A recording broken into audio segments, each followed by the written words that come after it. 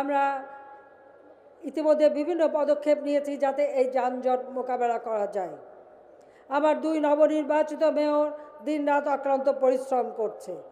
সেই সাথে সাথে সকলের যাতায়াত যাতে সুবিধাজনক হয়, যানজট মুক্ত চলাচল যাতে করতে পারে, সেই জন্য আমরা ইতিমধ্যেই রাস্তার যেমন আমরা উড়াল সেতু নির্মাণ করেছি, যেমন হানি ফ্লাইওভার, কুড়িল ফ্লাইওভার, আমাদের বনানী ফ্লাইওভার বিভিন্ন যেমন নির্মাণ করছি, সেই সাথে সাথে যেমন মেট্রো রেল আমরা নির্মাণের পদক্ষেপ নিয়েছি।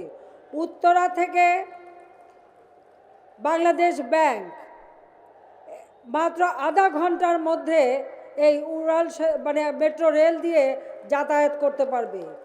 16টা স্টেশন করা হয়েছে। এই 16টা স্টেশনের মধ্যে এটা আমরা ইচ্ছে করে একটি ঢাকা বিশ্ববিদ্যালয়ের জন্য রেখেছি।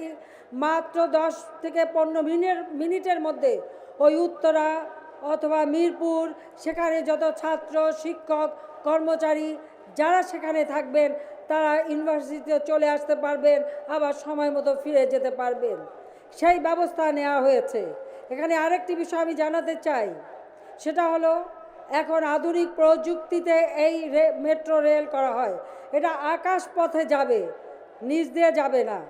আর যেখানে যেখানে সাউন্ড প্রুফ করা দরকার সেখানে সেখানে এটা সাউন্ড প্রুফ করে দেওয়া হবে। কাজে সেইভাবে এটা ব্যবস্থা হবে।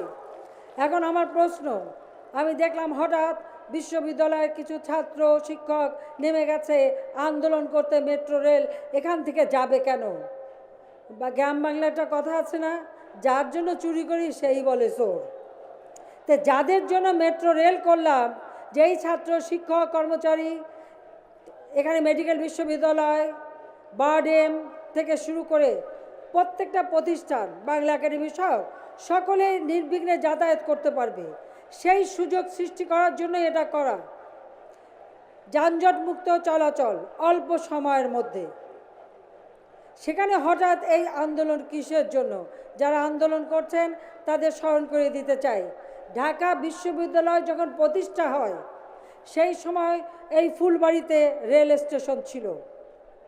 ফুলবাড়ি অর্থাৎ ওসমানী উদ্যান, ঠিক সেখানেই কিন্তু তার পাশে রেল ভবন, ওটাই ছিল রেল স্টেশন। আর এই রেলগাড়ি ওখান থেকে আমাদের SM হল, FH হল, এখন যে জহুরুল হল, এখান থেকে সোজা এবং ইঞ্জিনিয়ারিং ইউনিভার্সিটি, তার ভিতর দিয়ে পলাশ হয়ে একেবারে এলিফ্যান্ট রোড হয়ে ওখানে একটা হাতির পুল ছিল। হাতির পুল মানে হাতির মতো এরকম বাঁকা, নিচ দিয়ে রেল যেত, উপর দিয়ে রিক্সা ভ্যান গাড়ি চলতো। সেটা এখন নেই, কিন্তু সেভাবে এটা চলতো। কাজে রেল স্টেশনের কাছেই কিন্তু ঢাকা বিশ্ববিদ্যালয় প্রতিষ্ঠা করা হয়েছিল, যাতে ছাত্রছাত্রী শিক্ষক কর্মচারী ওই রেলগাড়িতে করে আসা যাওয়া করতে পারে। ময়মনসিংহ কৃষি বিশ্ববিদ্যালয়ের ভিতরে রেল লাইন আছে, চট্টগ্রাম বিশ্ববিদ্যালয়ে রেল লাইন আছে। রেল লাইন পৃথিবীর কোথায় নাই? হঠাৎ এটা নিয়ে এত উত্তেজিত হবার কি আছে? আমি তো তার কোনো কারণ খুঁজে পাই না।